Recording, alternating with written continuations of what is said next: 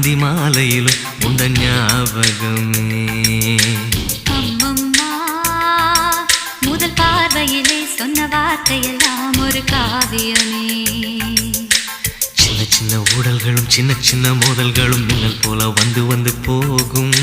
மோதல் வந்து ஊடல் வந்து முட்டிக்கொண்ட போதும் இங்கு காதல் மட்டும் காயமின்றி வாழும். இது மாதங்கள் நாட்கள் செல்ல நிறம் மாறிடும் பூக்கள் அல்ல.